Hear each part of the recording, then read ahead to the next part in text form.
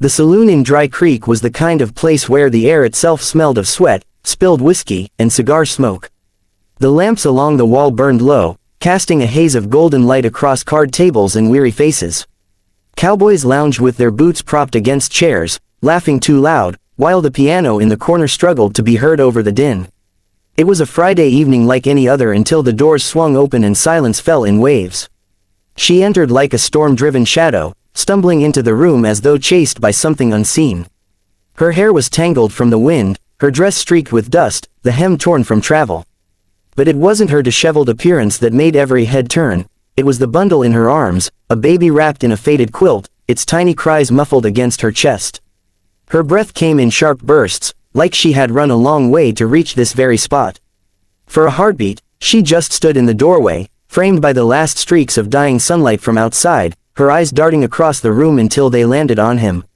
James Calder sat alone in the far corner, his hat brim casting a shadow across his face, a glass of whiskey turning in his hand.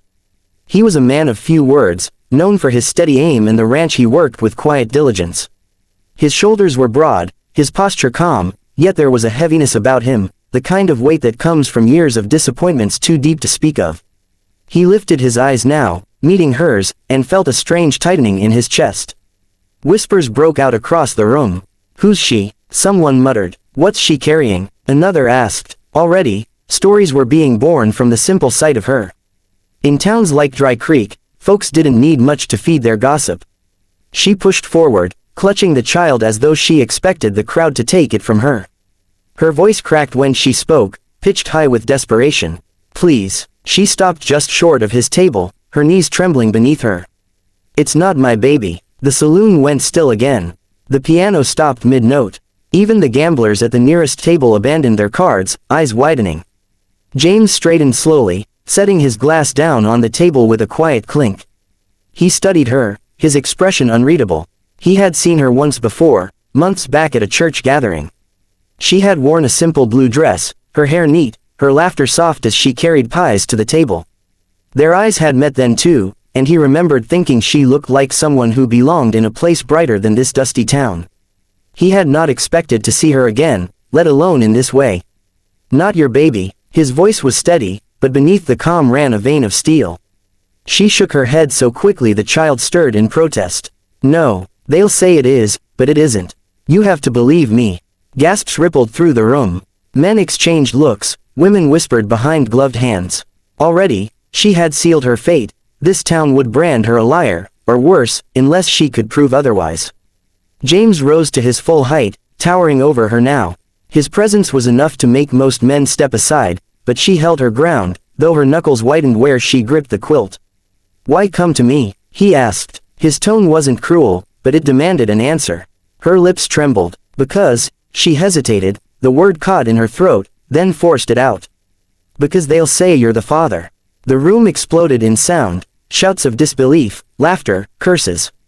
Someone slammed a glass down hard enough to shatter it. The crowd leaned forward, hungry for scandal, for spectacle. James felt heat rise in his chest, anger tightening his jaw. His reputation was all he had left, his ranch, his work, his name. And now, with a few words, this woman threatened to unravel it. "You'd better have a reason for this," he said, his voice low and dangerous. Her hands shook as she reached beneath the quilt, fumbling for something hidden there. When she drew it out, the room seemed to fall away. A silver locket dangled from a chain, catching the lamplight as it swung in her trembling grip. She placed it in his palm, her fingers brushing against his calloused hand. "I told you it's not mine," she whispered. "But when I found her, this was around the baby's neck." James curled his fingers around the locket. It was warm from her touch. Slowly, he turned it over, his breath coming heavier with each passing second.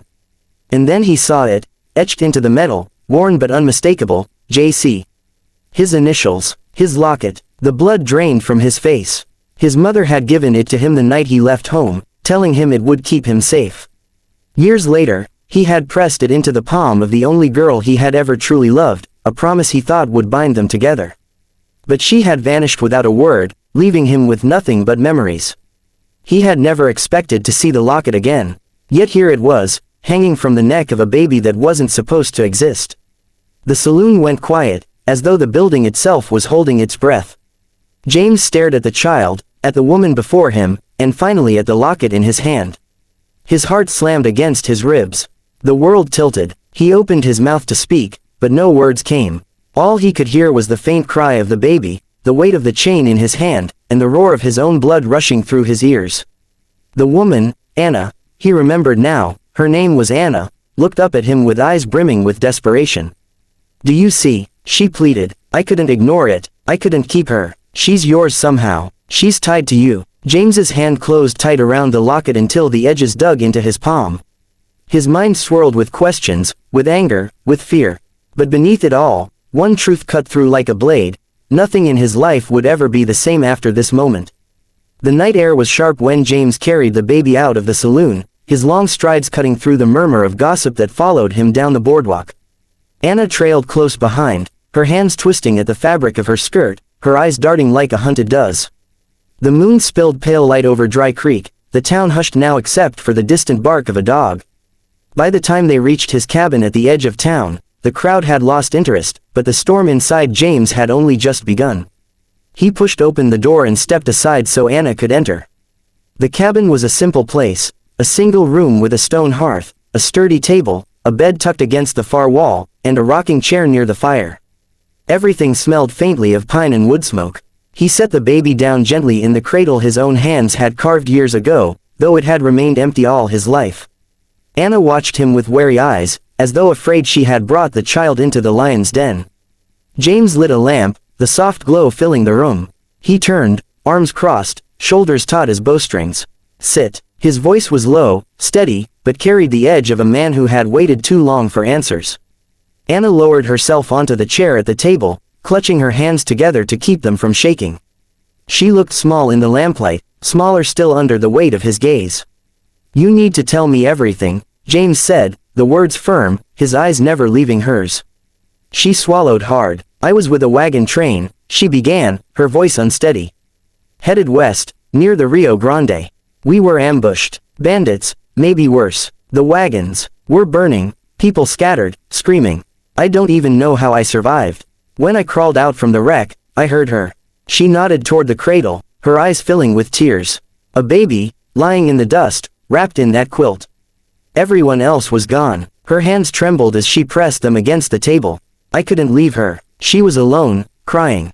I carried her with me, mile after mile, until I reached Dry Creek. I thought maybe I'd find someone who knew where she came from, someone who would take her. But when I saw the locket," James pulled it from his pocket, the silver catching the lamplight. His initials glimmered faintly, a mark from another life. His thumb brushed over the engraving, as if the touch could conjure answers. "You expect me to believe she just happened to be wearing this?" His voice was harsher now, though his anger was not aimed squarely at Anna. "No," she whispered, "I expect you to see what I saw. This child isn't mine, she belongs to you somehow. Or to someone tied to you." James turned away, pacing the room. His boots thudded against the floorboards, his breath coming faster. Memories pressed against him, his mother's gentle hands clasping the locket around his neck, the girl he had once given it to, her smile bright as sunlight before she disappeared. And now a baby, nameless, parentless, wearing that same token like a cruel reminder. "She's not mine," he said at last, though the words sounded hollow even to him. He looked toward the cradle, the baby's tiny chest rising and falling in sleep. "But she's tied to me. That much is plain." Anna rose from her chair, her voice breaking with the weight she had carried alone for too long. "That's all I wanted you to see. I never meant to accuse you, never wanted to put this on your shoulders. But I couldn't carry it any longer. I thought, if anyone could make sense of it, it would be you." Her honesty cut through the fog in his head. He turned to her, studying her face in the lamplight. She wasn't a schemer or a liar. She was a woman who had risked her reputation, her safety, to bring the child to him. The silence in the cabin thickened, filled with the crackle of the fire. James sank into the chair across from her, elbows braced against his knees, his hands clasped as though in prayer. For a long moment, he said nothing. Finally, his voice came low, certain. "We'll find out where she came from, who she belongs to." But until then, his eyes lifted, softening just enough to betray the truth of what was stirring in his chest. "She stays here, with us." Anna's breath caught. Relief washed over her features, loosening the fear that had etched itself into her face. Her shoulders sagged as if a weight had been lifted at last. "Thank you," she whispered, tears shining in her eyes. James leaned back, the lamplight catching on the locket still clutched in his palm. He stared at it as though it were a map leading him into dangerous country, and perhaps it was. It bound him to a past he thought he had buried, to questions he had never wanted to ask. But as he glanced again at the cradle, at the tiny fist curled in sleep, something shifted inside him. Responsibility, yes, but more than that, a stirring of purpose he hadn't felt in years. Anna stepped closer, her presence tentative. "I can help," she said quietly. "I've cared for her this long. I can cook, clean, do whatever needs doing. I won't be a burden." James studied her, noting the weariness in her eyes, the quiet strength beneath it. He nodded once, decisive. "Then we'll manage it together." The words hung in the air, more binding than any contract. Outside, the wind whispered across the prairie, the night stretching wide and silent. Inside, the cabin no longer felt so empty. Two lives, drawn together by chance and a silver locket, had just crossed into a future neither of them had expected. James set the locket on the table and let his hand rest near it, the firelight flickering across his face. He didn't know if the child carried his blood, didn't know if the past had come to claim him or to give him a second chance. But he knew this: he would not turn away. Not from the baby, not from Anna, not from the truth waiting to be uncovered. And as the baby stirred in the cradle, letting out a soft cry that carried across the room, James rose to his feet. He crossed the floor, lifted the child into his arms, and for the first time in his life felt something that rattled him more than any gunfight ever had. A sense of belonging, a flicker of family, a reason to fight for tomorrow. Anna watched him, her hands clasped against her chest, and for the first time since the night of the ambush, she allowed herself to hope.